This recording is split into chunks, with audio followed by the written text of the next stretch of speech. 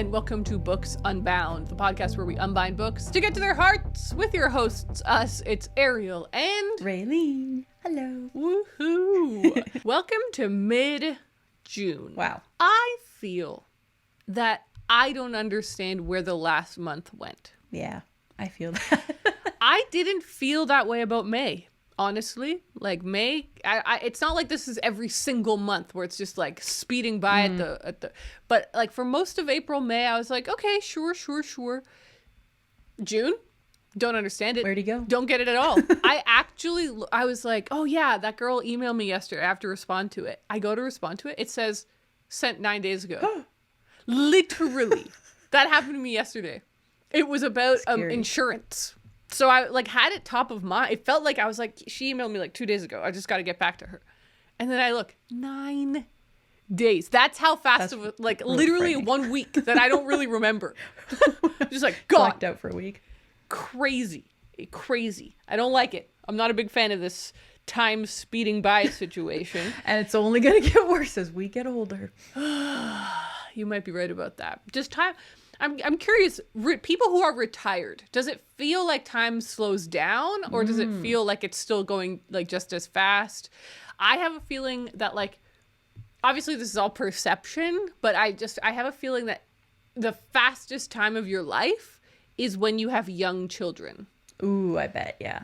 This is kind of just based on like anecdotes and things I've heard from people, like, because so much is going on. And they grow so fast. So like every, couple of weeks they're probably like, oh, they're already changing in this way and this way. And it just makes time feel like it's going faster on top of being busy and just like strung out. I think that that's the thing. Well, I don't have young children, but let me tell you, it feels like time's flying. And it's just been like one thing after another, really, really busy. And I did, however, in the busyness, I purchased some books. I bought some books. I haven't been buying a lot of books this year, right? No, you've been a lot better than me about that. That's for sure.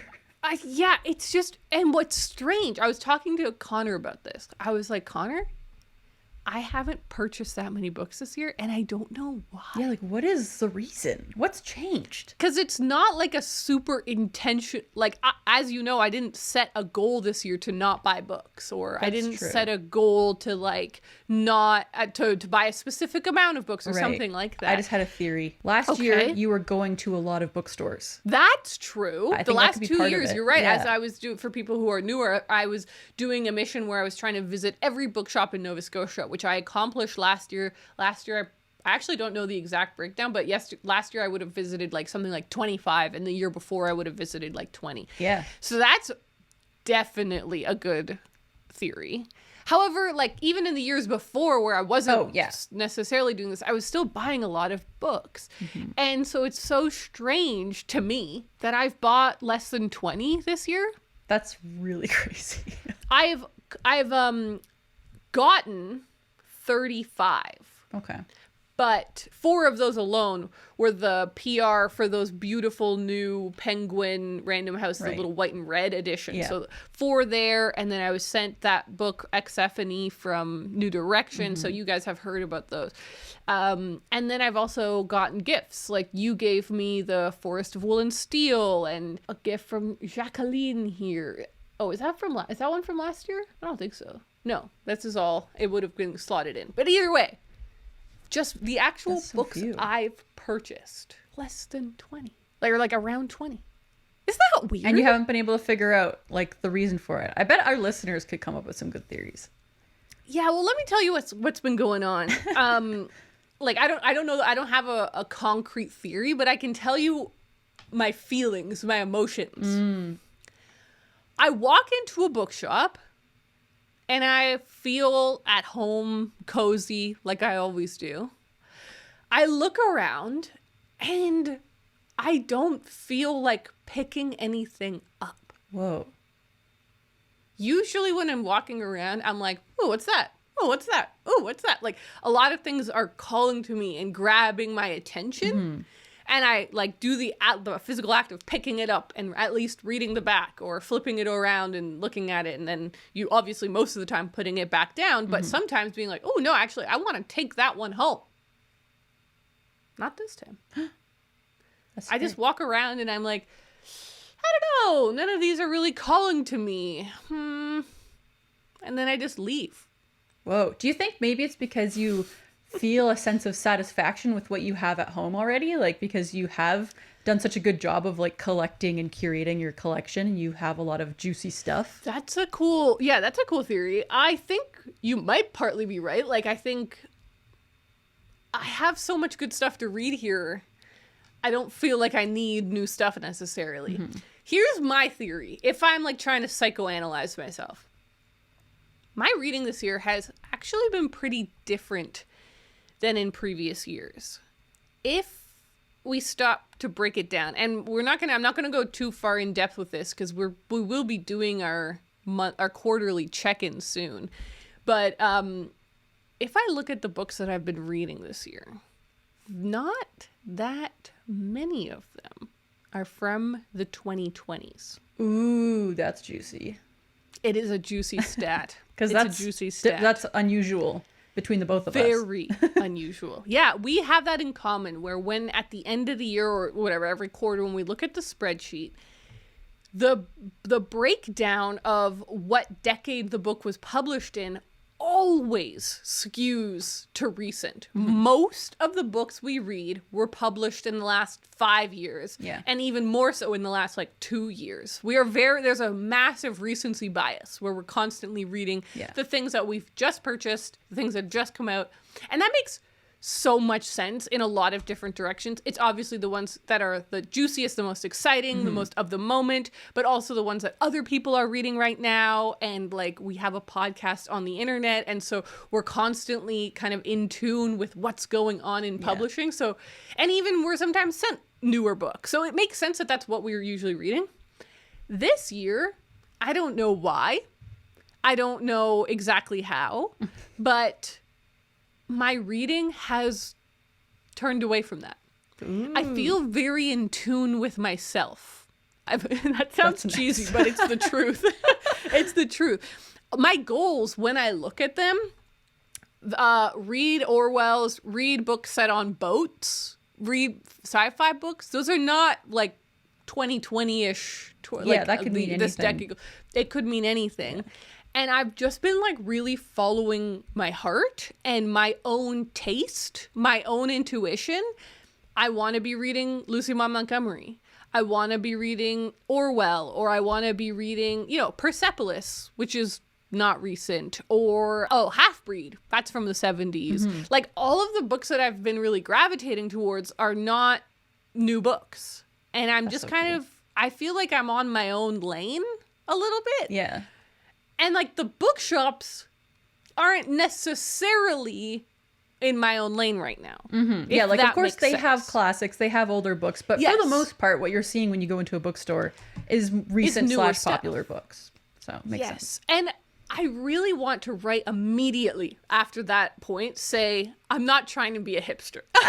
I am not being I don't read popular books. I'm actually talking about this because it's an anomaly. Yeah. I do normally read popular books. I am not in any way, and it has not been intentional. It was not one of my goals for this year. It's just interesting that this is happening. That makes it even cooler that it's not a goal, actually. And it's just thanks, happening. Man. So I actually am a hipster. It's just natural. I think it's cool to really actually be following your heart, which I feel is something that I always try to do, but there's always something that gets in the way, and you're actually doing it. And I think that's I feel like what I'm liking about it is that it feels quiet in a way. The cool thing about reading what's currently popular is that you can tap into a cultural conversation that's happening. Mm-hmm. A lot of books, obviously, the books that are getting published and that get a lot of buzz around them are books that are dealing with issues that we are collectively resonating with. So it's fascinating to be a part of those conversations. On the other hand, it can be very loud. Everyone's got a take on the book that you just read. And I personally, I love to read a book and then read about the book, read about the author, read about the context in which it was published, etc. I like to support what I'm reading with information. What that means, though, is when you read a current book, you're inundated with so many opinions. Yeah. when I read an Anne of Green Gables book 6, there's no chatter. the blogs aren't blowing up on Anne of Green Gables book 6, right? And same with like obscure Orwells. Whereas it aligns deeply with what I'm interested in. Mm-hmm.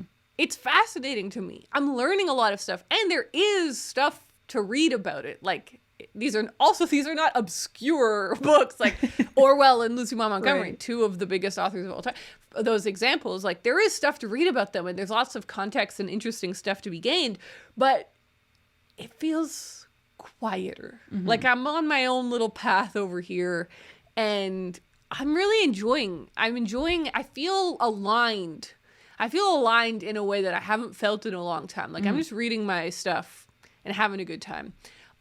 To bring that back, Railene, I think you're right. Therefore, that I'm not buying that many books because the stuff I want to read, you already have on my shelves. Yeah. All of that being said, I did buy some new books this week. A very funny lead-in to a book haul. Exactly. I don't buy books anymore, except for these 3. No, it's not intentional. It's not a goal. It's not a mission. So it's just fascinating to read your own trends.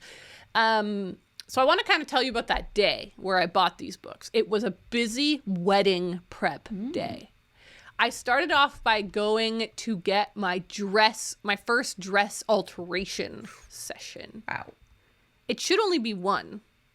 Yeah. Like, we're not doing a lot of stuff to the dress. I love the dress as is, and it fits me. I wasn't able to do the zipper. I can't do it by myself. Oh, wow, yeah. And then my mom was like, do I just like really go for it? And I was like, just go for it. Like, we have months before the wedding. Like, let's go. And she went for it and it broke. And I was like, oh God. And so I emailed the alteration lady and I was like, hello. The zipper, it broke. I think maybe the dress doesn't fit me quite right. Like, otherwise I wouldn't have broken the zipper, obviously. And like, but also it could just be an old zipper. Like, the dress is vintage and et cetera. And I was like, and also while we're at it, I don't trust these buttons. There's like buttons that are part of the back of the dress. Okay. And I'm like, I don't trust them. They feel a little dodgy to me. And so I was like, I just want to put in a new zipper and put in new buttons. And maybe we'd have to let it out. I'm not sure. I went to the alteration place. It was wonderful. And she was like, okay, stand like this and push like this. And I like did a certain movement and she was able to zip it up right away. She like fixed the zipper and then zipped it up. And I was like, oh, I've never been able to do the zipper. She's like, really? You're like, just doing it wrong. Yeah. I was like, I feel like this is already worth it. I'm learning so many things. Yeah. But yeah, basically she agrees that the zipper has just kind of degraded over time. So we're putting in a new zipper and we're putting in new buttons. And, I'm really excited about that because it'll just make me feel confident in the day. I like have this like slight paranoia that I'll like bend over in a weird way and buttons will pop out. We're all getting knocked in the eye by buttons. Yeah, exactly. What is that? That's like in the 3rd Harry Potter movie, right? At the beginning. Totally just getting boinked in the face. So good. So anyway, so I did that. That was really cute and fun. And then I went to drop off our wedding rings. Oh my God. Whoa. What do you mean? Connor and I got these rings, very simple bands. We got them in the first week of dating. We got these rings. That's a whole story for another time. Yeah. And it is kind of crazy. I know. Railene knows what I'm talking about. It's wild. So we got these rings and we just bought them at like a jewelry junk shop. Like it was real silver, but silver isn't that expensive. And like it's like these giant tubs of jewelry. Yeah. And we just like dug through it and found 2 matching rings that fit us. Okay. Connor has worn that ring every day since we started dating, basically. Yeah. And then I wore mine also for a really long time until we got engaged. And then I wore the engagement ring instead. Fast forward to us thinking about what do we want to do for our wedding bands. I was like, I think we could just have our silver rings gold plated. Ooh. Because that would kind of like feel, it's sort of like in Stardew Valley where you take a ring and you like add an element to it to like make it a more special, upgraded, leveled up thing. I was like, we can just take our rings that already mean so much to us and add this kind of like adornment that makes them a little more special and like adds a thing to them. And so I looked into it, and it's like so reasonably priced to do that as well. Obviously, it's going to need upkeep. Like every few years, we'll probably have to get them gold plated because gold plating fades. But it's like perfect. So it's like $50 each or $70 each or something. I did have to get mine resized as well, though. It's now too big. Oh, man. Also, I think maybe it's not that. I think basically because it's going on the same finger as my engagement ring. So the engagement ring is smaller, so it feels like it's too big because it's kind of overlapping on the engagement ring, if you know what I mean. Oh, yeah. Anyways, so I went and dropped all of those rings off, paid for all of the thing, blah, blah, blah. It was a rainy Nova Scotia day. I was honestly feeling kind of low. I was glad that I'd done these missions, but I was just feeling like off that day. And then I remembered around the corner was Strange Adventures Bookshop. And so I went there. Shall I tell you about my little book haul? Please, please. First of all, I kept it all in its bag because this is such a beautiful shopping bag from Strange Adventures. That's awesome. It's like a custom comic that's drawn on the front. It's very, very cute. I really love that. And I got 3 things. So, Railene, it started the same. It started the exact same as all of these other shopping trips. I started looking around. You're like, Nothing was catching my little eye. Nothing was sparking joy. Nothing was really bringing it out of me. I was a bit like, maybe I'm done with books, huh? Maybe it's over maybe for all this is the end. I just don't buy books anymore. I don't read them. I don't do anything. And I was like, just start picking stuff up, Ariel. Just start picking stuff up, flipping through it. And that's the cool thing about graphic novels is you just flip through it and you instantly get a vibe. There's this really fascinating thing going on in graphic novels I've noticed over the last decade, increasingly so. You know I read a lot of graphic novels. So I can kind of trace some trends here and there. One thing that I've noticed is that there's a real leaning towards the grotesque. Ooh, I don't like it. I'm not saying that we shouldn't do it. Artists, do what you want to do, right? Like, follow your dreams, draw what you want to draw. I just personally, for my taste, don't enjoy looking at ugly things. And, like, grotesque things. And, like, humans drawn in really disturbing ways where they look really uncanny or freakish or whatever. And, like, I just find it off-putting. I don't want to spend my time reading that. And so it felt like every book I was pulling out, I would be like, that's a cool cover. And then I'd start flipping through it and I was like, oh God, why is this key? And it just kept happening. And I was like, it felt like symbolic as well. Where I was like, I can't bookshop anymore. Nothing's working out. And then I thought, I know what I'm going to do. I'm going to visit my old faves. I'm just going to find my favorite artists. Some of my favorite artists, and I know that I will find a book or something that I haven't read from them.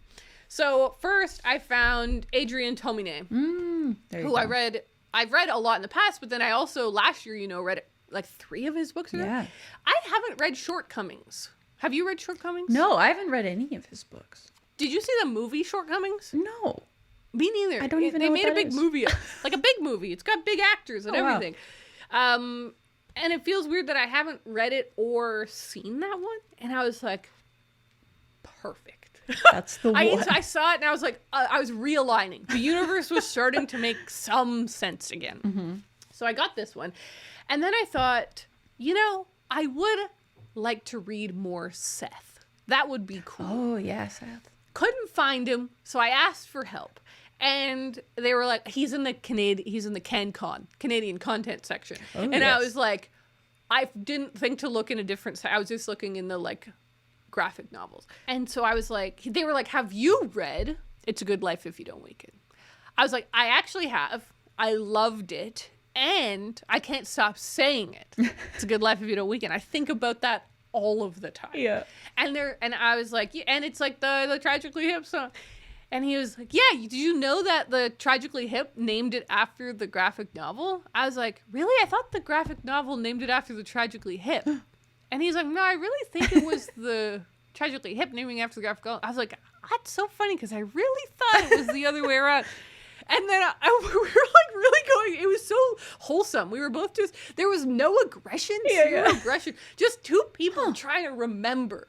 And then I said, you know, you're the one who works in a comic book shop. I'm going to believe you, honestly. I also love that you didn't be like, let's just look it up. Like, you were both kind of just like, let's just... Actually, you're totally right. I don't know why we didn't look it up. You're like, I just can't remember. You guys were kind of like in a different time in that moment. Like, you were existing in a time where you couldn't just look it up. I love that. 100%. That's so cute. But I actually specifically wanted to bring this up on the podcast because then I went home and I was like, I could look that up. Yeah.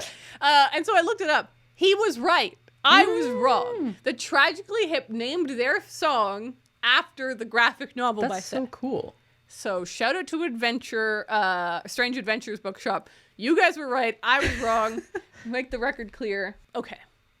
He did bring me to Seth and he's asked me like, have you read that one? And I said, yes, loved it. We talked about that song. And then he was like, well, okay, the next thing you should probably read then is Clyde Fans. I was like, okay, great. I don't know what that is. He was like, it was like a comic and they have published it now as like a bind up thing. He's like, oh, I don't see it. Hold on. I'll go look in the back. So he went off to the back. While he's in the back looking for Clyde Fans, another person that works there comes over. I was like, have you read Seth? And he's like, yeah, I love Seth. I was like, the other guy's looking for Clyde Fans. He's like, yeah, I don't think we have it in stock. He's like, although... He walks over to another section, like the used graphic novels, comes back with this guy, Clyde Fans, book 1. Hell yeah. Okay.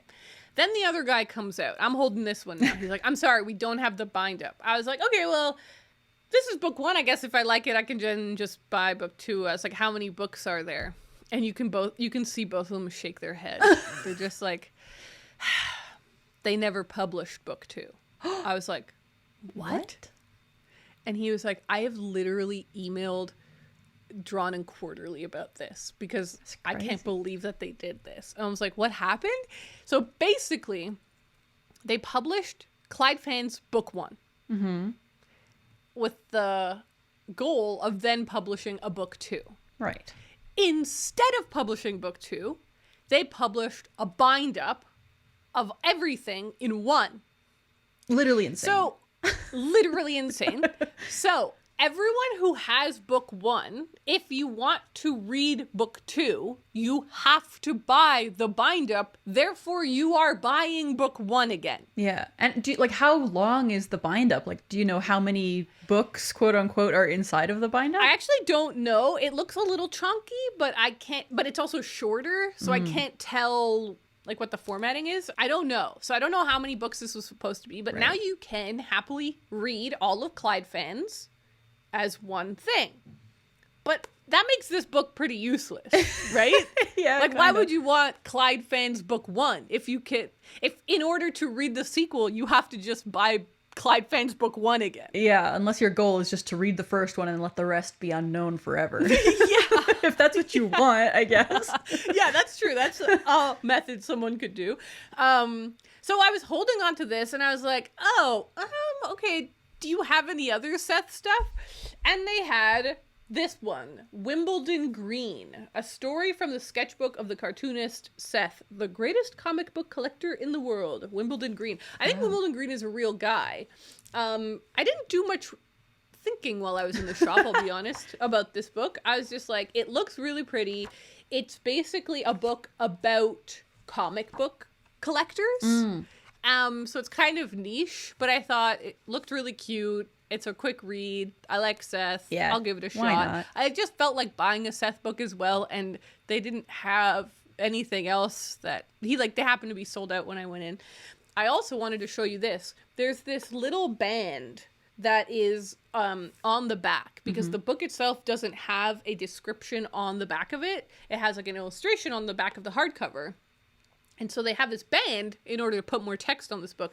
But at the bottom of the band, Ray, it says, the artist requests that this band be disposed of upon purchase. And so I wanted to do that on live beautiful. On the air. Oh! I'm ripping it off. Shred it. It's going in the trash. Seth, I love that. You don't need it. Seth, are you listening, Seth? That's me crunching it. That's so cool. It going in the garbage. Wow. So I threw that away for Seth, and now I have the book in its pure artist intended form. Good. Back to Clyde Fann's book 1. The story is not quite done. Yeah, you did end up buying it, clearly. So I'm holding these two. I'm holding Wimbledon Green and Shortcomings by Adrian Tomine, and I'm holding Clyde Fann's in the other hand, and I say to the guy, I'm like, you know what? I'm excited to buy these two. I actually really want to read Clyde Fann's because I see that's like another big Seth thing, and the other guy said that's like what I should read next. Mm-hmm. But it doesn't feel like it makes sense to me to buy this one, knowing I just have to buy it again. So I'll hold out for the bind up. So he's like, okay, that makes sense. And we walk over to the cash, and he kind of puts it aside. He scans these two. I'm paying, and he says, you know what? You're right. This is incomplete. Just have it. Take it, read it, enjoy it, and if it makes you want to read the whole thing, you can buy the bind up, but this will be a sample. And like, you know how I mentioned that I was feeling really fragile when I walked in that bookshop? That really was like such a heartwarming bookshop moment where I was like, damn it, you guys, this has been really nice. This is why I love bookshops and bookshop owners, and like, it can be such a beautiful space of like helping. Like I felt like I was getting to have these cool conversations with these bookshop owners, and I talked about how I did my undergrad at Guelph because that's where Seth is from, and they were like, oh, did you ever go to his wife's barber shop? And I was like, no, and I hate that I haven't. And so we just got to have like these really nice conversations. They gave me this book, and like, it's $5. It's a $5 used copy they've probably had sitting there forever because of this weird problem. But like that, so I say that just to be like, it's not like they did me this crazy favor or whatever. Yeah, it was just really nice. A nice moment, a genuine moment. And I just loved it. So I love that bookshop. I know I've mentioned Strange Adventures on the pod a couple times. I've taken you there. I've been there, right? Yeah. It's a great shop. It's a great shop. So I had a good time buying these 3, and I'm excited to read them all soon. I think I'm in the mood to read them. That's really exciting. Cool. Yeah, I feel like it's been a while since you've read a graphic novel, if I'm not mistaken. Yeah, no, you're not mistaken. Let's see. Graphic novel, Secondhand Love, I read on February 2nd. I was gonna say that was a while ago. And that's it. That's the only one I read. That's crazy. This year. Wow, you're really following your journey this year, and the journey is not yet graphic novels. Yeah, it's cool. Very fast. It's a fascinating time. Let me tell you. So that's my big story of what I've been up to and what I've purchased. Before we switch over to you, I had to do some notes. And I'd rather do them now before we get lost. Very, very end. We still have a week before our book club ends over on our Patreon. The Discord chat for the book club has been popping off like crazy. There's so many people commenting and talking and discussing the book. But the real, pièce de résistance is going to be our ending live show, which when you're listening to this is coming out in a week. So that live show is on Sunday the 29th. June? Yes, thank you. Sunday, June 29th, 2 p.m. Toronto time. So if you wanted to join in on that live show, it's going to be a lot of fun. We're excited to discuss the book with everyone, and we wanted to plug that. Okay. I wanted to make sure I squeezed that in because I didn't realize my intro was going to take half an hour into the podcast. It happens, Whoops. When you get talking about Gilmore Girls or things like that. Yeah. Oh, boy. All right. How about you, Railene? How was your week, and how did it lead to book buying? Yeah, mine was kind of like similar in some ways to you. Like, this past week was kind of like, I was kind of fragile as well because on Tuesday, Simon hurt himself a little bit. No. He's totally fine now, but on Tuesday, I woke up. Kyle starts work at 6 a.m. every day, so I usually wake up with him nowadays, and then he leaves, and so he leaves at 5:30 or whatever, and I'm just like going about my day, and then at around 6 a.m. I go to say hi to Simon, and like he's got blood on his face. Oh, and no. I don't want to like get too into it to like, you know, people that might not want to listen to the nitty gritty details, but basically he kind of hurt himself. And so I was freaking out because I was like, well, what happened? Like, I have no idea what's going on. And so it's 6 a.m. and I'm like, Kyle's already left for work. We only have one car. Like, do I need to get an Uber to take him to the vet? And so I'm like freaking out. I'm like, why don't I just call Kyle?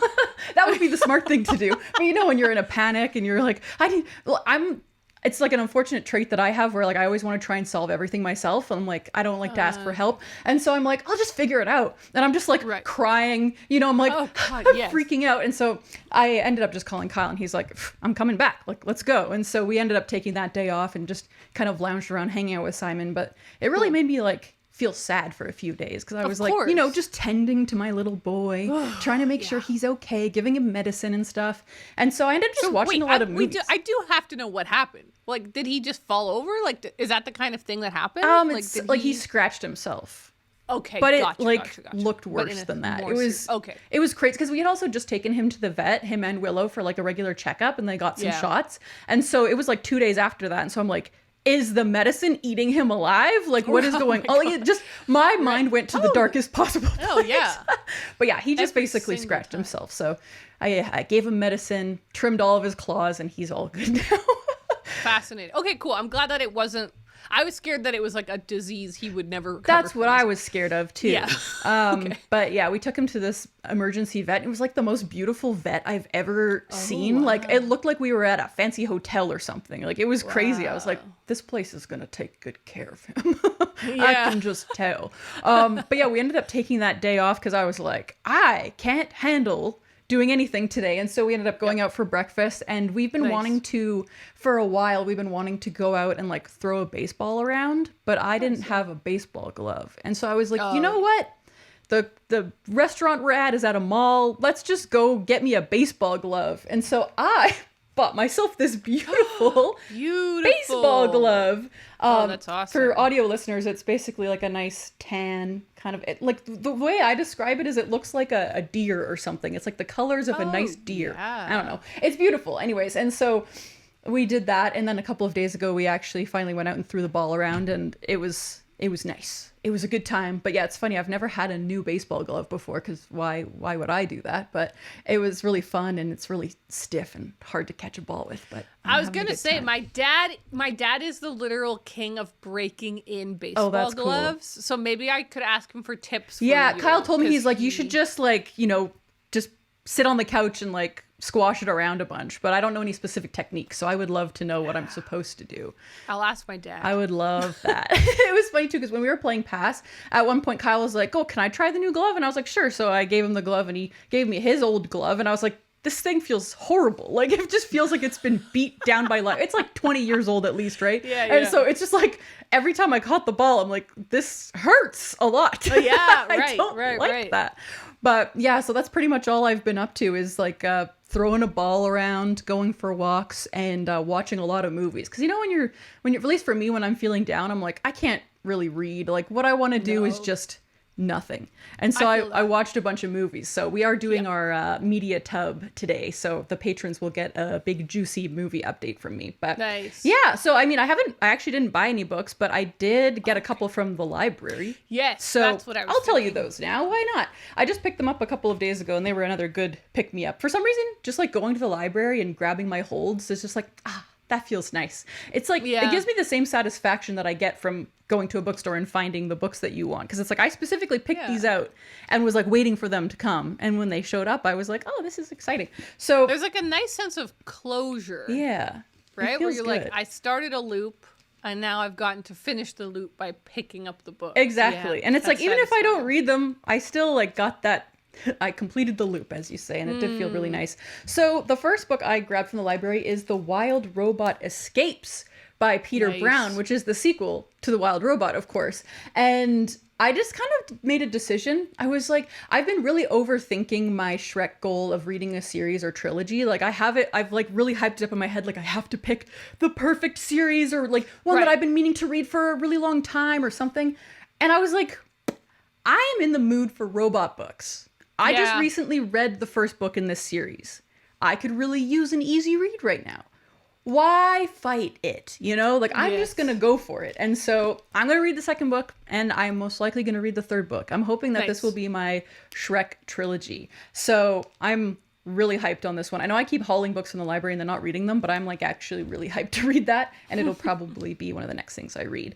The next book I got is kind of informed by the book I finished, but also by one of the movies I watched, and that book is Chlorine by Jade Song. Oh, hell yeah. So that book's been on my shelves for so long. I've been wanting to buy this for years. So whenever it came out, I wanted to own it since then, and I, for some reason, just never bought it. But I decided I would give it a try from the library, and then if I enjoy it, I will buy it. But I, as we'll get to soon, I finished reading Our Wives Under the Sea. And so I was kind of looking for something kind of weird, something kind of oceany. Yeah. But my friend and I also just recently watched this movie called Night Tide, which is from, I think, 1961. And it's about this woman who, like, her job is that she just, like, pretends to be a mermaid for, you know, people who are, like, going by this amusement park, basically. Like, she pretends to be a mermaid, but then the guy that meets her is starting to suspect, like, oh, perhaps she actually is a mermaid. Like, there's some things about her that are like, this is getting kind of weird. And so I was like, I need a mermaid book. And I was reading Our Wives Under the Sea, so I was like, wait, chlorine, this could be just the thing. Because this, I don't really know specifically what this is about. I know it's about someone who's a swimmer, and maybe she turns into a mermaid. That's kind of the vibe I get from this book. And so I grabbed that, and I'm also very, very hyped on that right now. But yeah, didn't buy any books. I feel like I'm not like specifically trying not to buy books, but I feel like I have done a lot of damage, and so I'm like I'm not feeling the pull of the bookstore as much as I sometimes do, you know. Just the library. I've been enjoying the library lately. It's been fun. I love that. Well, I will talk about what I'm currently reading. There's something you should be expecting. Something that doesn't make any sense at all. Oh my God, that's my favorite. Up first with the one you should be expecting, Half-Breed by Maria Campbell. So I have like a third left of it, I would say. So I've made some steady progress this week. It's so good. Like, yay. I want to finish it before I start screaming from the rooftops, but I think I'm going to be screaming from the rooftops. Yeah, sometimes you just know. I've been there. It's just so well written, and it's such a great perspective. She is so thoughtful about her life and has such a great way. Like, this is, you know, I truly believe, and I mean this, I truly believe everyone has an interesting life. Like, everyone is special. Everyone has something interesting going on. But not everyone can write well about it. Totally. Right? That's a completely different thing. It's a completely different thing to not only write well about it, but make it useful. Like, why are we reading about your life? What is interesting about it? What is there to reflect on about it? Maria Campbell, queen of that. Like, it's just so fantastic. Not only is it just like at the base level, her life was very fascinating. It's a perspective you don't hear about very often. It's a really fascinating part of Canadian history and Canadian culture. So there's just that base level. But then there's and not only that, she's a great writer. And not only that, she's able to make some really fantastic insights and not in a like a way where it feels like we're really being pulled out in order. No, right. It's just inherently in the story that she's telling and in the way that she tells the story. You just are like, oh, the lessons we're learning here. The reflection is so good. So it's firing on literally all cylinders is what I'm trying to say. Oh, I'm so happy. That's good. Also, her particular writing style really resonates with me because I feel like she is just getting to the point in a fantastic way where like a little Orwell-esque, where it's like, I'm here to say something and I'm saying it and then I'm going to peace out. And the only reason that it's taking me so long to read is not because I'm like not enjoying it or finding it boring. It's purely because I've truly committed to the audiobook experience of it. And so I'm only listening to it when I'm in the car by myself. Yeah. And that is a very limited time. So that's the only reason why. But anyways, I'm so excited to finish this week because I need to finish it. It's so good. The other thing that I'm reading, plot twist. Why the hell am I reading this? I don't know. 2 nights ago, I was just laying there in bed and I couldn't sleep. And you know how I've got I'm not using a pillow anymore? Oh, yeah. So there's this moment every night where I have to decide, okay, it's time to try and go to sleep, and I remove my pillow. It's like a very final act, you know? There's already a final act of taking off the glasses. That's just very, it's over. I'm taking off the glasses, right? But now there's also and I'm taking away the pillow move. Whoa. So I'd already done all of these moves. I was like laying there trying to sleep, and then I was like, it's not happening. Can't sleep. Oh, man. Can't sleep. And so I was like, I'll read something. But I don't have a book next to me, and I want to turn on the light. I was like, I've got to find something on the library app that I want to read. So I'm scrolling on the library app trying to find something, and then I see there's like a smart shelf. It's like a smart tag or something. Oh, yeah. It's a self-created tag by Libby that just shows me everything I've loaned out in the past. Oh, yeah. That's a fun list. And I was like, oh, that's perfect, because so many things that I've borrowed in the past I never read. And so I could just see and then filter by available now, and then I'll see what I could actually borrow. I saw this and I was like, you know, that might be the guy. And I download it, borrow it, I start reading it, and I was like, this was the move. And it is Motherhood by Sheila Heti. So this is fun because I've been meaning to, I feel like I've been talking about rereading this for years. I have it at near the top of my want to reread list. This is one of my favorite books from a decade ago, kind of a thing. Yeah. And I'm like, I need to reread it in order to know if it's still there. This also feels like it aligns well with kind of what I'm talking about, where I'm just trying to read Ariel books in a way where I'm 100%. Like, this isn't popular right now. Sheila Heti doesn't have something, like, she published Alphabet Diaries last year, but it's kind of an obscure, strange book. And you're not even reading that one. And I'm not even reading that one. So it's not like this is topical right now, but I want to reread it. And so I'm like, this is the time. And I started rereading it. I was just like, God, it's good. It's good. It's good. So I also want to say there is a possibility I won't finish this book on this reread. That's okay. That's another topic for maybe another episode. But like, I feel like because we're on a podcast where we're literally talking about the books we've read, and because of just the way that the internet works, you feel like you can't talk about a book unless you finished it. I do think you shouldn't like review a book unless you finished it. I don't think that you should like come out like, I know what this book is about if you haven't actually read the book. That's a different thing. But I'm talking about like rereading a couple chapters. I have read this book. I do know what this book is about. I feel qualified that I can talk and review this book. But dipping in to an old favorite, reading a couple chapters, enjoying the atmosphere, and then not fully reading it, I think that's kind of cool. It's kind of like watching a couple episodes of a show you love. Exactly. It's exactly the same. So I'm reading it with the intention of finishing it, but if I were to fade off and you stop hearing about it on the podcast, that's what happened. Nice. All right, what about you? What are you currently reading? Well, I'm trying to get to where you are, I guess, is the journey that I'm on right now. I want to be just following my bliss and like reading exactly what I'm in the mood for, and just kind of like getting back to me, to myself and my own reading style, which is usually to be reading one book at a time with maybe an audiobook on the side. And I feel like I've been really wiling out lately and just like starting a bunch of things. And I want to kind of dial it back because I don't feel necessarily that I'm like reading the way that I want to be reading. It like was working while it was working. Yeah. And I'm happy to do it again if it's what feels right. But I'm like, I don't need to be reading like 5 books at a time. That feels kind of crazy. And so I've gone back to reading Rouge by Mona Awad. I looked at my spreadsheet. I started reading this in April, which is crazy. But I only read like literally like 20 pages or something. Like I barely read, or maybe it was 60 pages. Anyway, I didn't read a whole lot of it. But what I decided recently, I was like, you know what? I feel like could really help me? An audiobook. And so I looked at the Libby app, and of course this was on like a 7-day loan, like the borrow it quick now thing.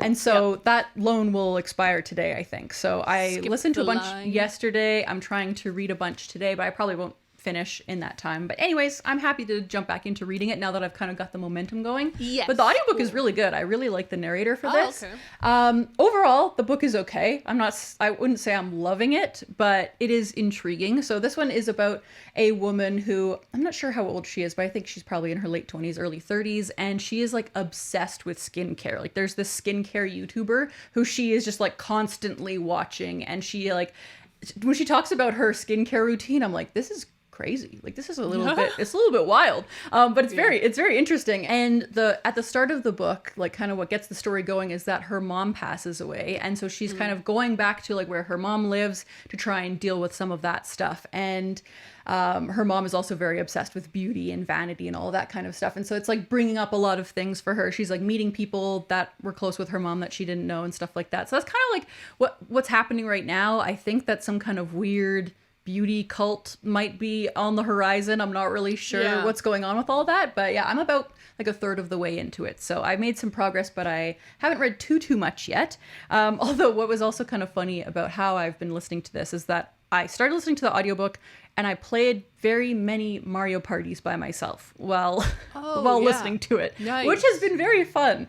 So it's Mario Party Jamboree, for any of those wondering. I jumped back into my old friend because I was like, I have some achievements I still need to get in this game. Like there's quite a lot, but I basically wanted to get to like, once you get 50 achievements, you like rank up to being the best rank or whatever. And so I was like, I'll just keep playing until I get that.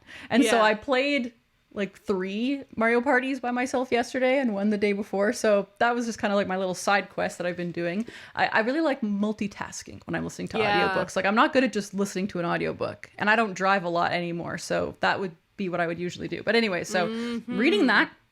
And I'm also still reading Heaven by Mieko Kawakami, although my ebook is also about to expire from the library. So I'm kind of having to figure out what I want to do with these books. Yeah. But I have decided that I want to set myself a TBR challenge. Play the song!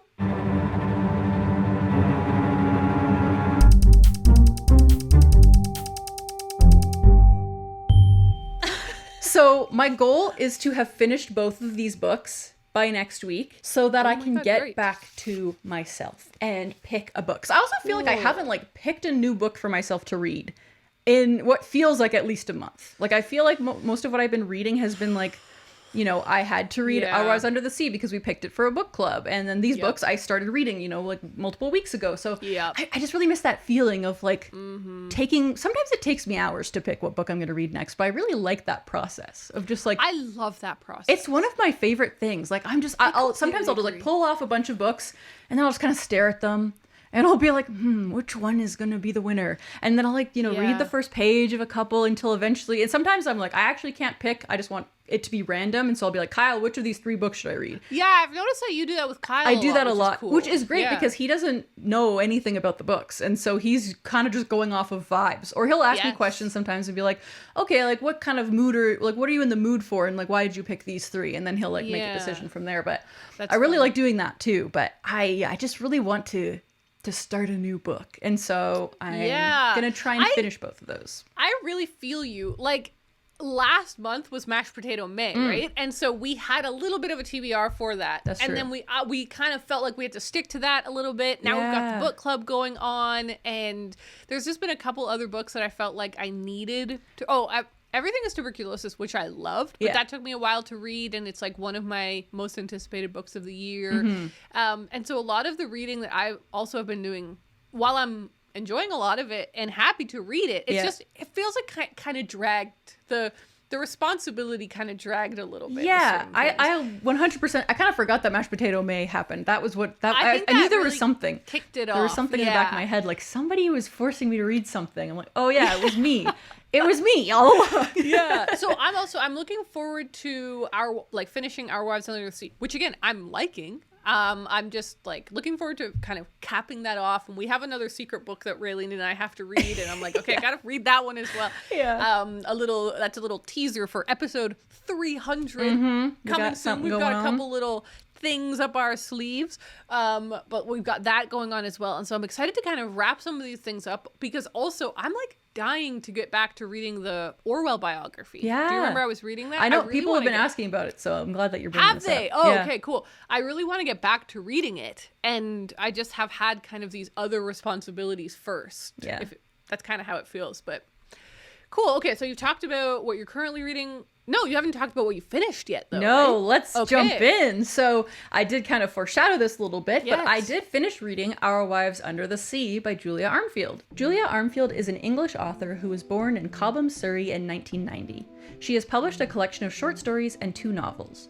Our Wives Under the Sea was her debut novel, published in 2022. I finished it. I almost I don't know what to say, because you haven't finished it yet, but also the book club is still happening. So this is kind of like a weird review. I guess you shouldn't say too much. And when I finish it next week, we can go into more depth, because then the book club will be finished by the time that episode comes out. That's beautiful. That's okay, perfect. Yeah, so I won't go too much into it, but my general experience with this book was that I found it a little bit hard to get into, because the writing style is like very descriptive, not a lot of plot. It's mostly a vibes kind of book. Nice. But after like 20 pages or so, I started to get into it once I started to, feel at home with the writing style. And overall, I liked it. I wouldn't say I loved it. I definitely had some problems with it, because there were some elements that were kind of like, they were indicating a plot, but then they didn't really go anywhere, or you didn't get answers. It's a very ambiguous book, which I think works for a lot of people. Isn't really my style, but for what it was, I did enjoy it. So I'm glad I read it. There's been a lot of really interesting discourse over on the Discord. So I've been reading people's... See what I did there? I've been reading people's theories, and I've been enjoying that. So it's kind of expanding my perception of the book a little bit, because there's a lot of things that I'm like, oh, I never would have thought of that. Very interesting. The only other thing I'll say is that it wasn't as horrific as I thought it was going to be, / was hoping it would be. It's very literary, very vague is how I would put it. So not a lot of answers, not a lot of horror, but that's okay, I guess. Yeah. But now I want to read a horror book. Like, now I really want. So I'm hoping that Chlorine is horrific. Fascinating. Okay, cool. Was there another book that you finished? Or am I making that up? That's it. No, that's still great, though, because we have to read that one. So I know. That was the other thing. I'm like, I have to make a reading vlog for this. Like, it felt like homework a little bit, but I've done the homework now, and I'm feeling good. But now I just have to finish my other 2 books. Hopefully. Hopefully. All right, well, shall we take a little visit to the mailroom? Yeah, let's do it.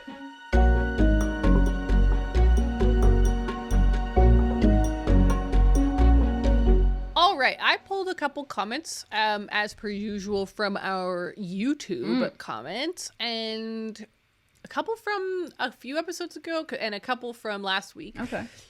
Mishy says, I watched the last season of Stranger Things, because if you remember, we were talking about how that was weirdly delayed. I watched the last season of Stranger Things when I was on maternity leave. Ooh.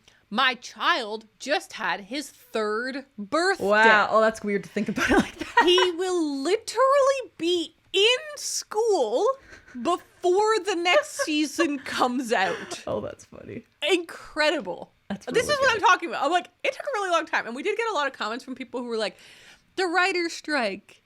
And I'm like, true. Obviously, that is true. But I don't think that explains 4 years or whatever. Mishy also goes on to say, some Mary-Kate and Ashley book was, one of them, she doesn't remember which one, was one of, if not my first, DNF. Whoa. I only remember it being some miscommunication trope about a birthday party. And I was so stressed, I could not finish it. Oh my God.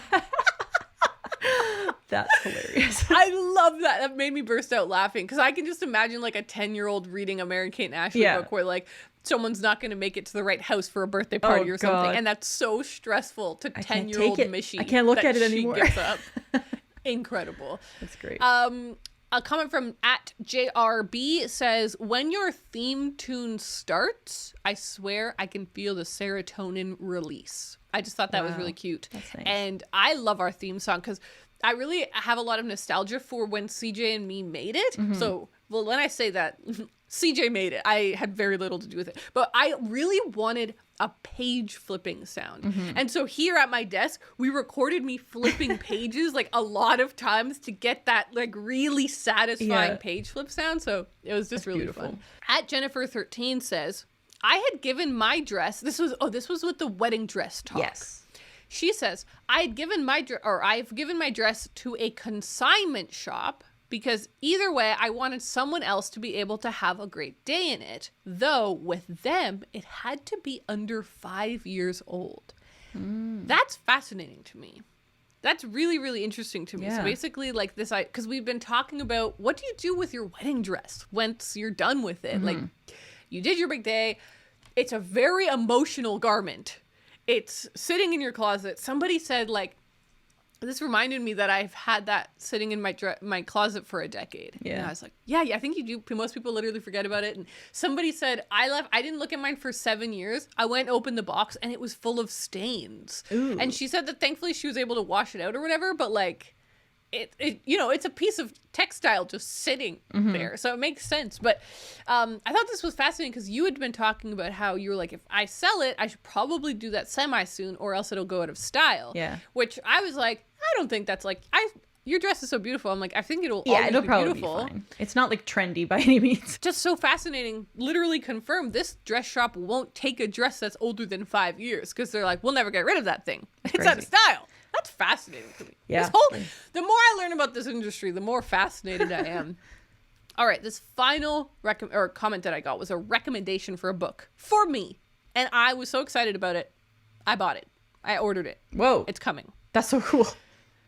Ariel says at Noel VGL, I really recommend the book Small Bodies of Water by Nina Minya Powells. She talks a lot about her identity being biracial as well as lots of swimming. I think you'd love it. Oh my God. I know! And I looked it up. It's under 300 pages. It's really pretty. The author seems super cool. I bought it. Amazing. It's coming. It's on its way. That's so cool. Sometimes the people leave us these recommendations and they just like hit. Yeah. So they get us. Thank you. I'm really looking forward to reading that.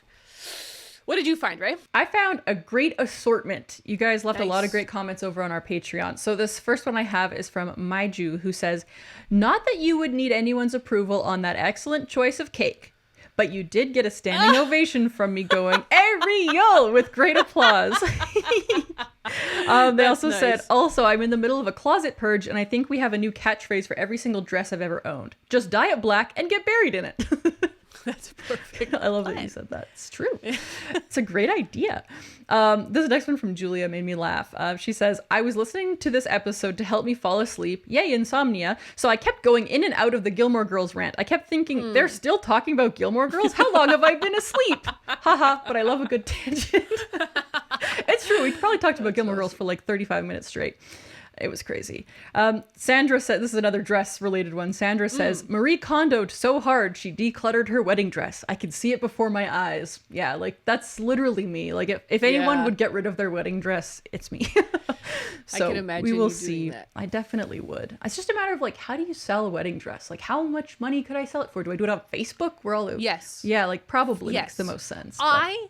I bought my dress on Facebook Marketplace. Did you try it on before buying it? Like, did you go to the person's house and try it on there? I went to her apartment and I tried it on and she was really nice. And she's like, yeah, you can use my room. There's a full length mirror in there. And I just went in there and I went with my brother and then I just showed it to him and to her.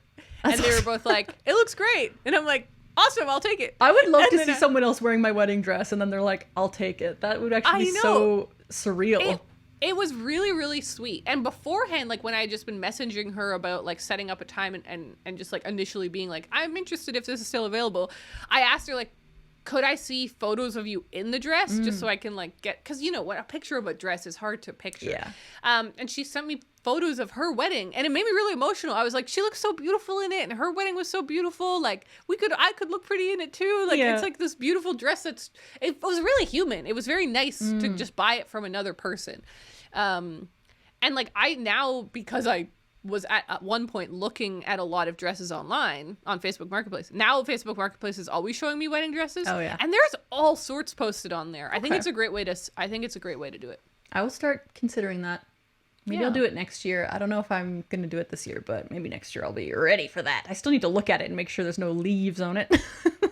Yeah, try it on, dye it green. Yeah, let's see what I want to do with it first. Yeah. Okay, this next comment is from Aniko, who just says, they're quoting me, "I love being out of the loop. Not even 2.5 minutes in and Railene drops this. I'm going to start using it at my corporate job." It's true. Nice. Sometimes you just gotta be out of the loop. That's the way to be. We have a couple of comments. A lot of people were saying this, but I have two in a row. One from Amanda, one from Shay. They just say, "Love the Gilmore Girls rant. Team Jess." And then Shay goes, "Team Jess all the way." We had a lot of people on our side. Okay, cool. A lot of Team Jess people. And this final comment also mentions that, but there's a few things in here that I thought were worth mentioning.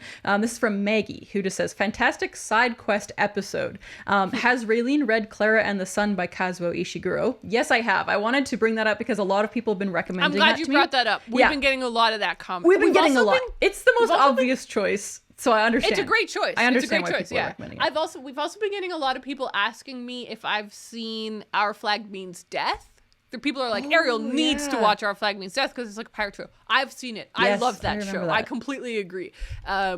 So don't worry, we've consumed that media. And read these things. Don't you worry. But Maggie goes on to say, #Team Jess. Also, funny detail: Milo Ventimiglia, the actor who plays Jess, just recently got announced as a character or something in the new Call of Duty. Really weird crossover. Oh, that's I haven't looked that up yet, but because I just saw that this morning, I was like, wait, what?